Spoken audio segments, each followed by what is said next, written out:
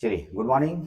आज हम लोग का जो टॉपिक है जेफेट, बहुत ही इंपॉर्टेंट टॉपिक है। लेकिन जेफेट से पहले हम लोग जो पढ़ने जा रहे हैं उस टॉपिक का नाम है फेट। क्या नाम है? हाँ, एक बहुत ही इंपॉर्टेंट टॉपिक जिसे हम लोग पढ़ने जा रहे हैं, फेट। पूरा नाम होता है field effect transistor. Good, very good. इसका पूरा नाम होता है field effect field effect transistor. सबसे पहले तो इसमें तीन वर्ड्स हैं। इन तीनों वर्ड्स को समझना बहुत जरूरी है। ऐसे आप अभी जिस क्लास में हैं, उम्मीद है एक बार पढ़ चुके हैं।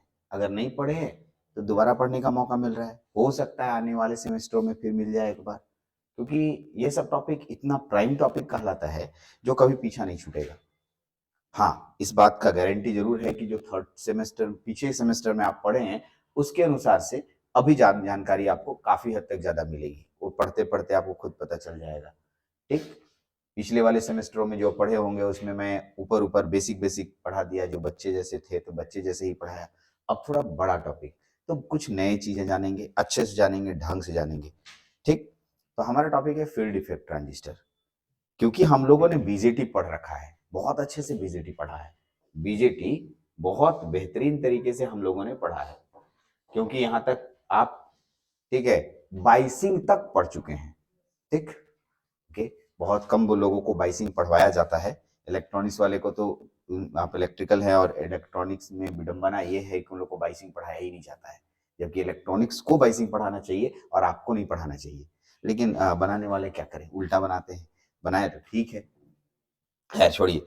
क्योंकि उन लोग को एम्पलीफायर पूरा पढ़ना है। एम्पलीफायर में बाइसिंग बहुत जरूरी है, स्टेबिलिटी चाहिए, और उन लोग को नहीं बताया जाता है। और हम एक्स्ट्रा अगर पढ़ा देंगे तो उधर से एक बच्चा बोलेगा टाएं एगो टुई। ठीक है सर, काहे पढ़ा दिए, क्यों पढ़ा दिए, ज्यादा हो गया, कैसे याद करेंगे, आएगा नहीं आएगा, नहीं आएगा तो क्यों पढ़ा रहे हैं, बहुत सारा क्वेश्चन। खैर, वो सब अपनी जगह पर। तो हम लोग का टॉपिक क्या है, फील्ड इफेक्ट ट्रांजिस्टर। जैसे बीजेटी के तीनों शब्दों का अपना मीनिंग था, बाइपोलर, जंक्शन, ट्रांजिस्टर, वैसे ही फील्ड इफेक्ट ट्रांजिस्टर का अपना एक मीनिंग है। ठीक, field effect transistor, words name is field effect. What is the meaning of field effect, दोनों एक साथ काम करेगा। फील्ड इफेक्ट का क्या मतलब होता है, और ट्रांजिस्टर तो खैर इसमें भी आया था, इसमें भी आया था, तो आप इसका मीनिंग काफी हद तक जानते हैं। ट्रांसफर ऑफ रसिस्टर, कुछ ऐसे ही होता है। हाँ, ट्रांसफर ऑफ रसिस्टर, हम लोग इसको बहुत ही डिजाइनदार तरीके से लिखे भी थे। आपको याद आ रहा होगा वो डिजाइन, याद आ रहा होगा तो बहुत अच्छी बात है। क्या लिखे थे, TRAN, ट्रान लिखे थे। ठीक है, SFER लिख दिए थे ना। हाँ, प्लस उसके बाद क्या लिखे थे, एस, सॉरी सॉरी, छोटा में लिखना था ना। हाँ, छोटा में लिखना था, एस, अच्छा रसिस्टर लिखना है ना हमें। हाँ हाँ, RESISTOR,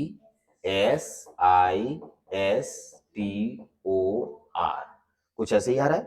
यस, तो आप इसमें देख रहे होंगे कि ट्रांसफर में से मैंने ट्रांस चुन लिया और रसिस्टर में से सिस्टर चुन लिया।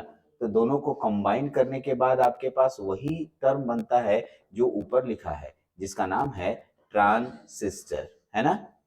तो आपको ध्यान से देखिएगा तो पता चलेगा कि ट्रांजिस्टर ट्रांसफर ऑफ रेसिस्टर को ही कहते हैं। इसका मतलब एक बात तय हो गया कि ये बीजेटी का भाई है। ठीक, एकदम करेक्ट, एकदम सही भी है, बीजेटी का भाई है। और आज एक नोट कर लीजिए, एग्जाम में एक क्वेश्चन तो फेमस हो गया कि right the difference between BJT and FET. ये क्वेश्चन आ रहा है, इस बार भी आ रहा है। हर बार सेमेस्टर एग्जाम में ये क्वेश्चन इतना इंपॉर्टेंट होता है कि उसको कोई छोड़ना नहीं चाहता है। ठीक है, बेवकूफी होगा कि इसको छोड़ के जाएगा। ठीक है, right the difference between BJT and FET. तो बीजेटी और एफईटी में अंतर, लेकिन अभी एफईटी नहीं पढ़े हैं, बीजेटी पढ़ लिए, तो दोनों के बीच में अंतर को अगर मैं बता भी देता हूं तो उतना समझ में आपको नहीं आएगा। ओके, ठीक। तो बीजेटी और एफईटी में अंतर करना है हमें, बहुत अच्छी बात है। चलिए, लेकिन इससे पहले बहुत सारे क्वेश्चंस, मेरा फील्ड इफेक्ट ट्रांजिस्टर स्टार्ट इस बार बहुत पहले नहीं होगा। बहुत सारे क्वेश्चंस जो पीछे छूट गए, जिनको कि हमें पढ़ना है। पहला, याद होगा इसका नाम बाइपोलर हुआ करता था। ठीक, ओके, लेकिन इसका नाम फील्ड इफेक्ट दे दिया। नहीं, इसका सबसे प्राइम नाम है यूनिपोलर ट्रांजिस्टर्स। क्या बोलते हैं इसको? क्या बोलते हैं? Yes, unipolar transistors. अब यूनिपोलर ट्रांजिस्टर्स की बात कर रहे हैं तो भाई इसका नाम बाइपोलर क्यों पड़ा था, इसका नाम यूनिपोलर क्यों पड़ रहा है, इसका आंसर चाहिए हमें। करेक्ट, यानी पहला क्वेश्चन यहाँ पर क्वेश्चन मार्क आएगा, why FET is a unipolar device, या FET is a unipolar device, how, कैसे, ये क्वेश्चन का जवाब हम लोग आज ढूंढेंगे। यहाँ तक क्लियर? फिर आने वाले जैसे कॉम्पिटिटिव लेवल में अगर आप बैठते हैं तो कभी कभी क्वेश्चन आता है, ठीक है, BJT is a current control device, FET is a voltage control device, कुछ इस तरह के क्वेश्चन आते हैं। या क्वेश्चन बोलेगा which of them is a voltage control device, या which of them is a current control device. क्या शब्द बोला मैंने? Current controlled device. एक और कौन सा शब्द बोला मैंने? Voltage controlled device. हम लोग कैसे डिसाइड करते हैं कि कोई भी वोल्टेज कंट्रोल्ड है या करंट कंट्रोल्ड है? जैसे मैं एग्जांपल ले रहा हूं, अभी मैं यहाँ दो एग्जांपल लिया हूं। एफईटी, एफईटी वोल्टेज कंट्रोल्ड है। क्या है? यस, वोल्टेज कंट्रोल्ड है। कैसा कंट्रोल्ड है जी? वोल्टेज कंट्रोल्ड है। और बीजेटी एकदम करेक्ट, करंट कंट्रोल डिवाइस है। क्या है? करंट कंट्रोल डिवाइस है। बीजेटी एक करंट कंट्रोल डिवाइस है, एफईटी वोल्टेज कंट्रोल डिवाइस है। ठीक, जब हम बीजेटी और एफईटी की बात करते हैं, वोल्टेज कंट्रोल्ड और करंट कंट्रोल्ड, तो इसी दोनों से हम लोग, ठीक है, यहाँ पर हम लोग इसका जवाब भी ढूंढने जा रहे हैं। वोल्टेज कंट्रोल और करंट कंट्रोल कैसे डिसाइड कर लेते हैं सर? तो आज दो क्वेश्चन पे हम लोग फोकस करने वाले हैं। उसके बाद हम एफईटी तो पढ़ेंगे ही, इसके बारे में इंट्रोडक्शन भी आज से आज ही सुनेंगे कि एफईटी क्या होता है, इसके कितने हाथ पैर होते हैं, ठीक है, और ये कैसे काम करता है, किस काम के लिए बनाया गया है इसे। तो वहां से शुरू करते हैं, हेडिंग डालते हैं फील्ड इफेक्ट ट्रांजिस्टर, और शुरू करते हैं फिर फेट और बीजेटी में डिफरेंस, और उसके बारे में मेन पॉइंट। तो मैंने पहले ही लिख रखा है, क्योंकि वीडियोस बनाने में बहुत समय लगेगा, इसलिए मैंने पहले लिख रखा है, आप देख सकते हैं मैंने पहले ही लिख रखा है ऑलरेडी, तो आप नोट करेंगे सिर्फ, ठीक है। पहला जो पेज है इसमें आपको दिख रहा होगा यूनिपोलर ट्रांजिस्टर्स, मैंने हेडिंग डाला। हो सकता है किसी किसी किताब, अगर आप दूसरा पब्लिकेशन का किताब खरीदते हैं अच्छी राइट पब्लिकेशन में, तो उसमें फेट ना मिले, उसमें क्या हेडिंग रहे? यूनिपोलर। या ऐसा भी हो सकता है फेट, फेट के नाम से भी रहता है बहुत सारी किताबों में, तो इसलिए घबराइएगा नहीं। वो यूनिपोलर ट्रांजिस्टर के अंतर्गत फेट आता है, और फेट के अंतर्गत जेफेट और मॉसफेट आता है। तो हमारा सिलेबस जेफेट मॉसफेट है, हम उसी पे बात करने वाले हैं। तो फील्ड इफेक्ट ट्रांजिस्टर हम लोग को यहाँ मिलने वाला है। चलें आगे। तो मैंने भी इंट्रोडक्शन 2-4 पॉइंट्स लिखा है। सबसे पहला क्वेश्चन किसी को भी बताओगे, आज हमने फेट पढ़ा, तो कोई भी एग्जामिनर होगा तो चलो बताओ फेट क्या होता है। ये एकदम प्राइम क्वेश्चन सबके मुंह पे रहता है। कोई भी टीचर या फैकल्टी आपसे बोला, अगर उसको आप बताते हैं कि आज हमने फेट पढ़ा, खुशी के साथ अगर अपना खुद इजहार कर रहे हैं, तो बोले अच्छा ठीक है बताओ फेट क्या होता है। कुछ ऐसे क्वेश्चन आता है ना, हाँ बताओ फेट क्या होता है। तो मैं भी यही क्वेश्चन पूछ रहा हूँ, तो जवाब यहाँ है, ठीक है। FET is a 3 terminal semiconductor device. 3 terminal, BJT में भी कुछ ऐसा ही था, यस, ठीक है। उसमें लेयर जंक्शन सब थे, इसमें नहीं है, इसमें सिर्फ 3 टर्मिनल लिख रहे हैं। बाद में इसके लेयर जंक्शन डिसाइड अलग होंगे जब इसके फैमिली का बाइफर्केशन होगा। अरे जेफेट 2 प्रकार के होंगे, अरे फेट 2 प्रकार के होंगे, जेफेट और, अब यहाँ पर लेयर और जंक्शन नहीं बता सकते हैं, सिर्फ ये बोलेंगे 3 टर्मिनल डिवाइस। क्या लिखेंगे? ओके। ये कहता है कि मेरा जो वही काम है जो बीजेटी का था। तो बीजेटी का काम था वीक सिग्नल को एम्पलीफाई करना, वीक सिग्नल को, हाँ, ये बोलता है मैं भी वीक सिग्नल को एम्पलीफाई करने के लिए तैयार हूं। यानी सब पहला डेफिनेशन यही लिखा है, FET is a 3 terminal semiconductor device whose main work to amplify weak signal. कहने का मतलब, यहाँ पर छोटा सा एक फोटो मैं डाल सकता हूं आपके लिए, कि एक छोटा सा मैं यहाँ डाल दिया, इसका नाम है FET फेट। तो मैं यहाँ पर वीक सिग्नल दूंगा, एकदम कमजोर सिग्नल दूंगा, ठीक है, इनपुट सिग्नल दूंगा, और मैं यहाँ से आपको आउटपुट लेके स्ट्रॉन्ग सिग्नल, मतलब बड़ा सिग्नल मैं आपके सामने दिखा रहा हूँ। तो कुछ इस तरीके से आप बड़ा सिग्नल बना सकते हैं। करेक्ट, बड़ा का मतलब होता है बहुत सारे, हम लेकिन मेरे दिमाग में पहले यही लगता था कि बड़ा सिग्नल बना दे, नहीं नहीं, बहुत सारे मामलों में सिग्नल को चेंज किया जाता है, फ्रीक्वेंसी, फेज, एम्पलीट्यूड। ये आगे चल के आप एम्पलीफायर का क्लासिफिकेशन पढ़ेंगे तो अलग अलग रूप मिलेगा। फिलहाल आपको समझाने के लिए मैंने एम्पलीट्यूड को बड़ा कर दिया है। एम्पलीट्यूड समझते हैं ना? हाँ, फ्रीक्वेंसी, एम्पलीफायर में फ्रीक्वेंसी इंक्रीज होता है, ठीक है। किसी किसी में अरे गाना सुने हो, देखो कभी कभी गाना सुनते हो, गाना का स्लो मोशन फास्ट मोशन, हाँ, हम लोग का लेक्चर तुम लोग सुनते होगा, तो तुम लोग उसमें कभी फास्ट फॉरवर्ड कर देता है, तो भारतीय सर कैसे बोलते हैं, कुछ ऐसे ही बोलते हैं, लग रहा है कि बोल नहीं रहे, लगता है चिल एकदम जल्दी जल्दी खत्म करना वाला वैसा वाला बात, उसको 2x के स्पीड में देखते हो। तो exactly that is frequency increase किया आपने, क्या इंक्रीज किया, या करेक्ट, ठीक है। तो फ्रीक्वेंसी को आपने बढ़ाया, आपको क्या लगता था क्या बढ़ा रहे हैं आप, स्पीड ना, हाँ ठीक है, ओके। आगे बढ़ते हैं, तो क्या था हम लोग पढ़ क्या रहे पढ़े, हाँ यहाँ तक क्लियर हो गया कि हमने वीक सिग्नल लिया और उसको स्ट्रॉन्ग सिग्नल में बदला। इसका दूसरा काम, जैसे बीजेटी का काम स्विच के रूप में करते हैं, बीजेटी का काम बहुत जगह हम देखेंगे कि बीजेटी का उपयोग स्विच के रूप में होता है, डायोड का उपयोग स्विच के रूप में होता है। तो एक लड़का तुरंत दिमाग में लगा लिया, अच्छा बोर्ड वाला जो स्विच रहता है, अरे नहीं वो मैकेनिकल स्विच है, वो मैकेनिकल मतलब आप उसमें ताकत लगा के स्विच देते हैं, नहीं हमें इलेक्ट्रॉनिक स्विच की बात कर रहे हैं। बहुत जगह इलेक्ट्रॉनिक स्विच का मतलब ये होता है कि खुद ब खुद ऑन करना, खुद ब खुद ऑफ करना, ठीक है। जैसे बीजेटी में 3 टर्मिनल हुआ करते थे, बीजेटी में 3 टर्मिनल हुआ करते थे, आपको लिखते इमीटर इधर ऊपर, कलेक्टर इधर बेस, बेस में सिग्नल जाएगा तो ट्रांजिस्टर ऑन होगा, ऊपर से कलेक्टर और एमीटर की तरफ करंट आएगा, क्लोज लूप बनाएगा।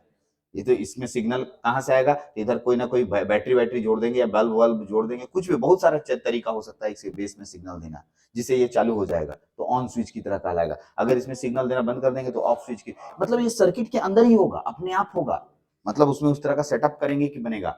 और ये स्विच मैकेनिकल स्विच है, इसको हम लोग इलेक्ट्रोमैकेनिकल स्विच बोलते हैं, करेक्ट। तो बहुत सारे बाद में ऐसा होता है, बहुत सारे स्टूडेंट बोलते हैं अच्छा इससे स्विच बन जाता है, ये वाला स्विच बनता है, नहीं नहीं, हम लोग इलेक्ट्रॉनिक स्विच की बात कर रहे हैं, यानी इसका यूज इलेक्ट्रॉनिक स्विच बनाने में होता है। रिमोट्स, रिमोट देखे होंगे, हाँ उसे ऑन ऑफ ऐसे दबाए बंद हो गया, ऐसे दबाए चालू हो गया, ठीक है। तो एग्जैक्टली स्विचेस के रूप में हम लोग यूज करते हैं, बीजेटी को भी यूज करते हैं और एफईटी को भी यूज करते हैं। तो मैंने दूसरा पॉइंट क्या लिखा है, also used as a switch, switch के रूप में भी यूज करेंगे।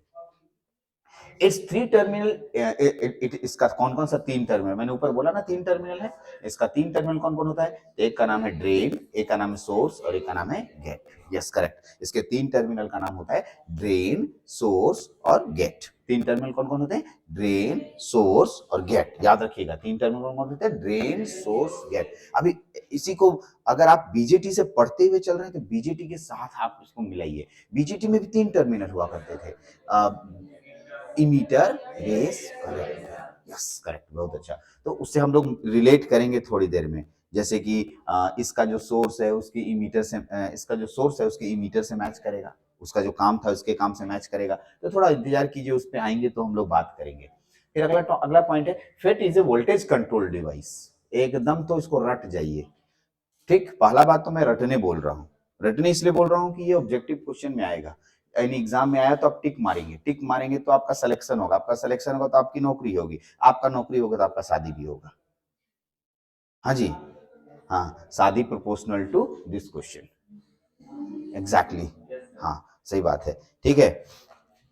लेकिन लेकिन रुकिए, ठीक है, अगर हम ये जान लें कि ये वोल्टेज कंट्रोल होता कैसे है तो और अच्छा हो जाएगा, ठीक, यस करेक्ट। तो यही बात हमें भी समझना है कि इफेक्ट को वोल्टेज कंट्रोल्ड बोलते मतलब कैसे हैं, ये पहला क्वेश्चन। लेकिन उससे भी पीछे का राज का बात ये है, सिर्फ फेट का क्यों, दुनिया के किसी भी डिवाइस को हम कैसे डिसाइड करेंगे कि वो वोल्टेज कंट्रोल्ड है या करंट कंट्रोल्ड है, करेक्ट।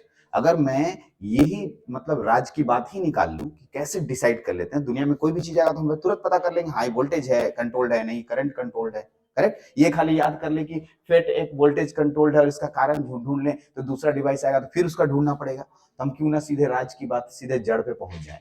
कैसे डिसाइड करते हैं कि कोई भी डिवाइस वोल्टेज कंट्रोल्ड है या करंट कंट्रोल्ड है, यहां तक क्लियर। तो इसको हम लोग समझेंगे इसकी एक अलग से चैप्टर्स में या अलग से लेक्चर्स लेकर, उसकी लिए चिंता नहीं करें।